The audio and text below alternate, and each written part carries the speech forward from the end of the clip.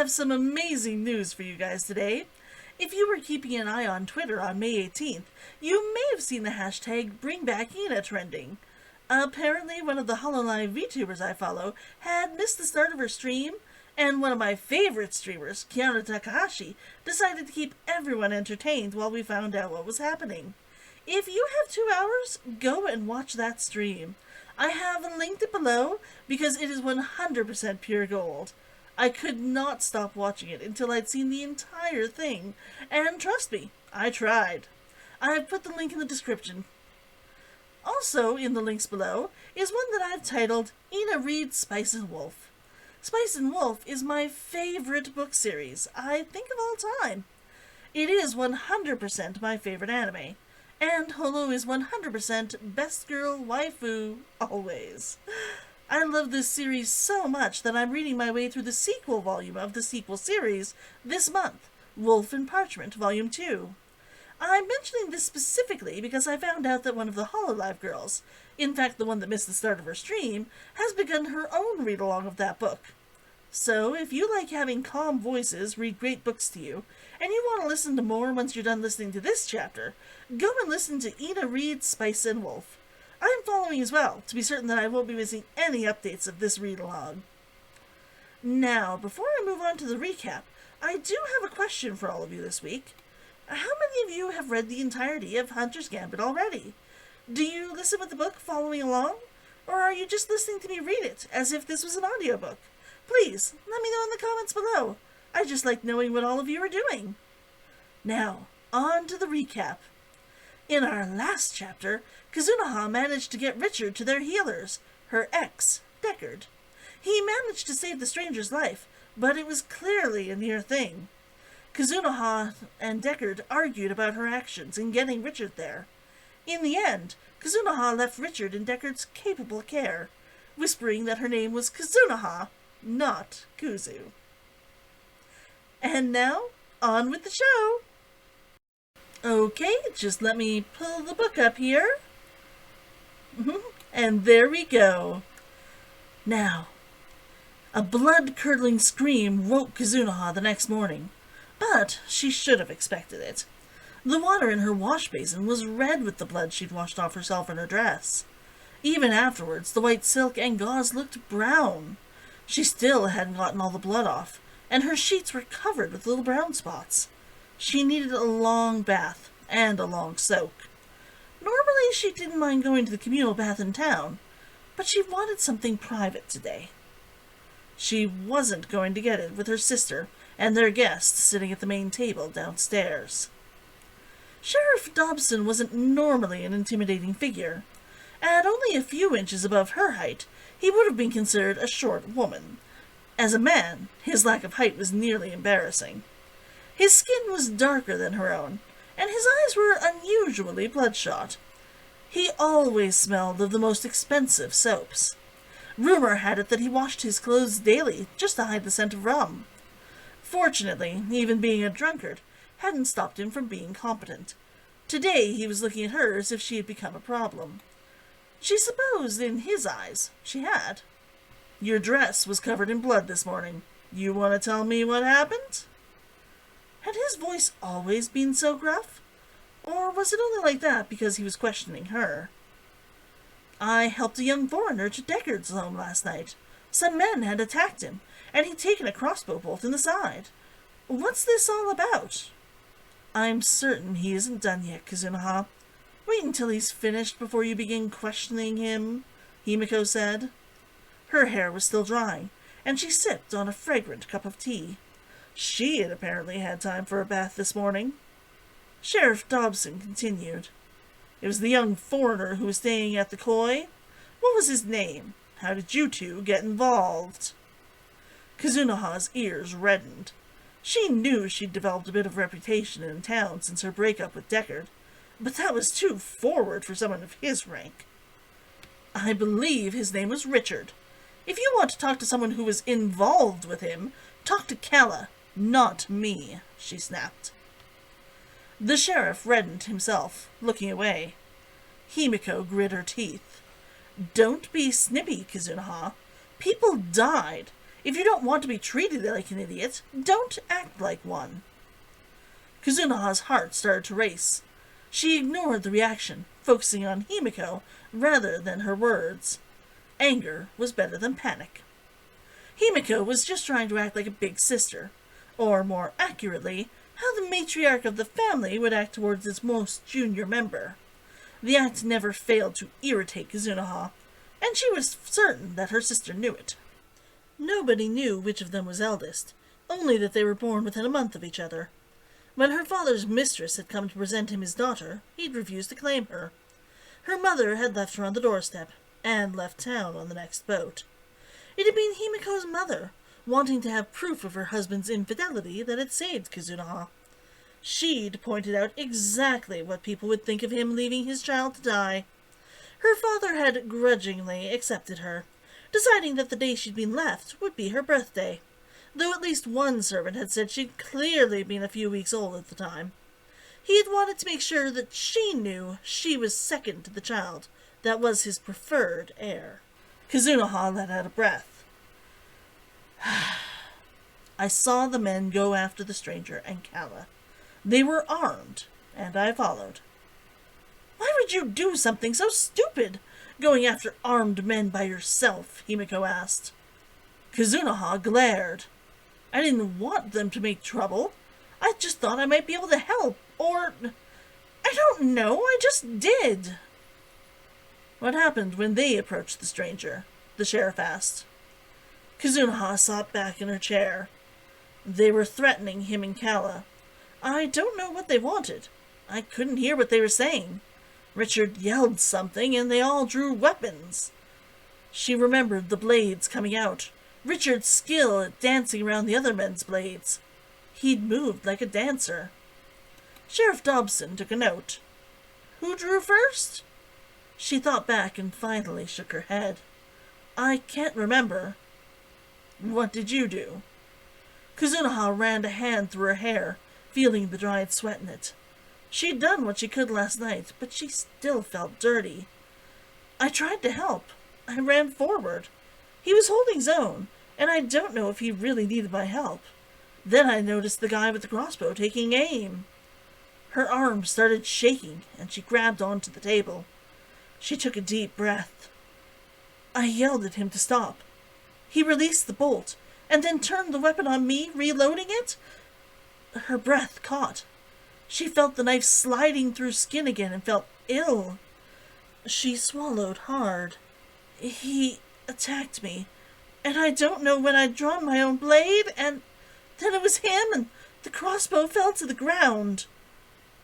She pushed herself away from the table and ran to the window.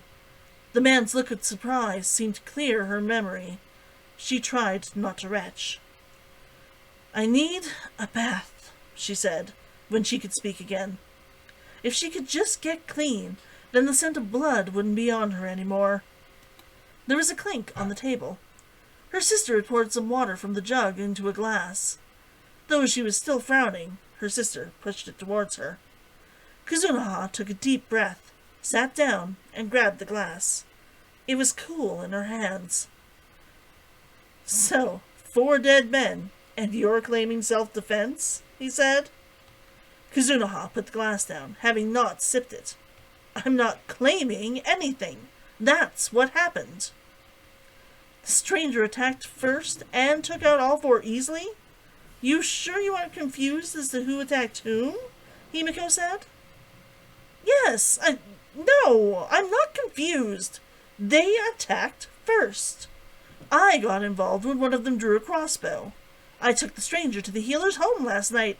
Have you seen Deckard yet? Sheriff Dobson grunted. He says the stranger is healing, but isn't going to wake up for a day or 2. I want this dealt with sooner than that. 4 murders. It mars the occasion of your illustrious sister's birthday. It mars the town. We need trade. We need boats.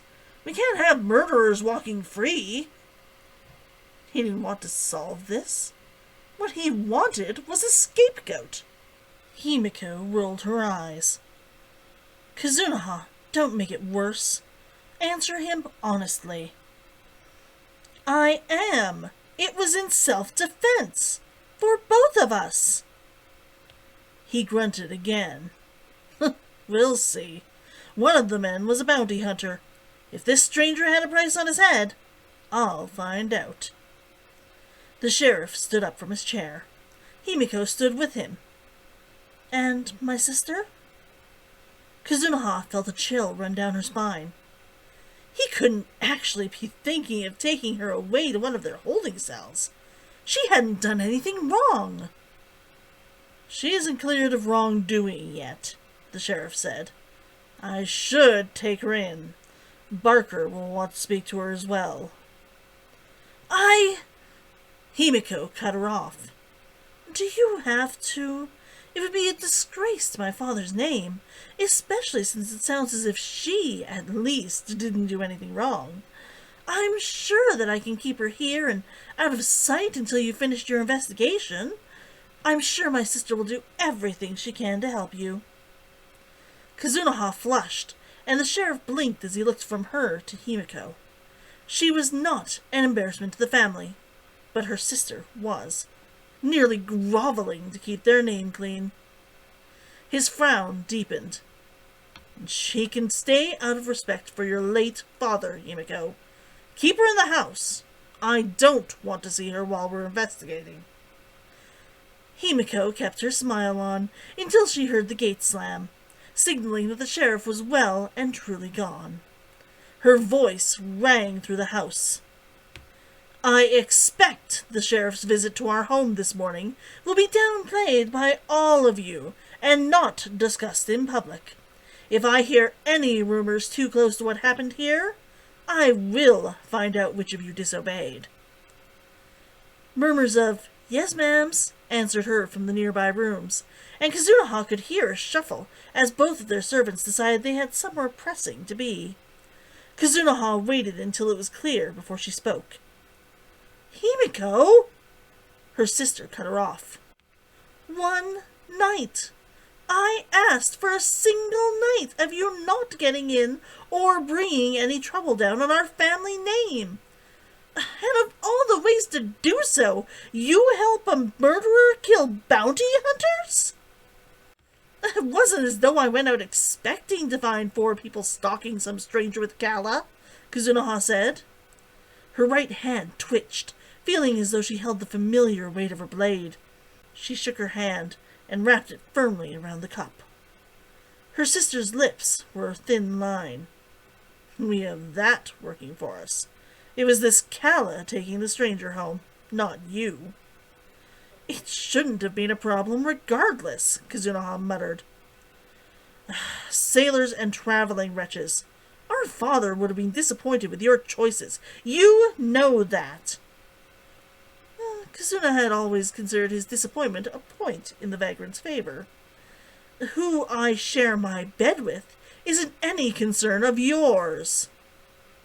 Her gaze strayed to the ancestor shrine set on the far table. Sex itself wasn't looked down upon, but there was so much tradition and expectation that had to be followed for anything more permanent. She hated all of it. At least her father had finally given up on trying to arrange her and Himiko's marriages. Himiko sighed. I know, but... Kazunoha, we're talking about murder. What do you know about this man you saved? Were you hurt? You said you took him to Deckard's afterwards. Kazunoha let out a breath she hadn't realized she'd been holding. The boy had taken a crossbow bolt to his side. Bounty hunters or not, they weren't trying to take him peacefully. I wasn't hurt.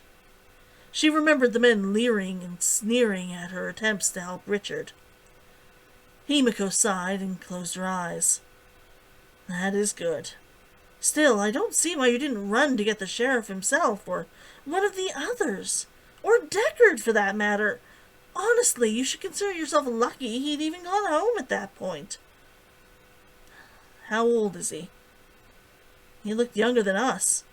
I'd be surprised if he has more than 20 years. He'd looked so vulnerable lying on the bed at Deckard's. He asked me not to leave him alone. I I couldn't just leave him there after he'd asked. No, I suppose you couldn't, Himiko said, without opening her eyes. When she did, she fixed the glare on her sister. You will stay here, Kuzunoha, at least until the sheriff finds out exactly what happened. He's had it out for you since you were involved with those thieves when you were 12. Don't get in his way. Our family has a lot of political clout, especially if you stick to the self-defense argument. But I'd rather not have to use it if we don't have to. But... No buts, Kuzunoha. You don't have anywhere to go. Stay inside the house, at least until he's satisfied about your involvement. That is an order, not a suggestion. Her sister stood and walked out of the room. As soon as she was gone, Kuzunoha growled to herself. She'd never taken to being locked inside the house well. She doubted she would take it well this time. She caught a shadow moving on the far wall. Maya, is that you? Their youngest maid flinched and came back into the room without saying anything. The girl looked as if she wanted to be anywhere but where she was. I want a hot bath drawn for me, immediately, and figure out whether my dress upstairs is completely unsalvageable or not. If it isn't, burn it, and check to see when the tailor will be getting more of the material in. Yes, miss. The girl fled. Kuzunoha closed her eyes and tried to not feel the walls closing in around her. Okay, now it's time to just put the book away. There we go. I hope that you all enjoyed this scene. I liked it, which was a necessity when I looked at my first draft and realized that the local law enforcement had done absolutely nothing looking into this case. Thus, this chapter was added at the end, in one of my very last edits. For all of you aspiring writers out there, that's something for you to keep in mind. This is why you have beta readers and editors. Both will help you look and find errors like this, so that you can add in what your scenes need to make the book the best it can be. Now, that's going to be it for me today. I'll be back on Friday with my next episode of Person Behind the Pen. If you haven't yet, let me know what you'd like to hear from me in future episodes. I'm looking for your interests and what you'd like to see me talk about. Just put your requests in the comments below. Alright? And that's it for today. I hope you had a great week, everybody. Bye!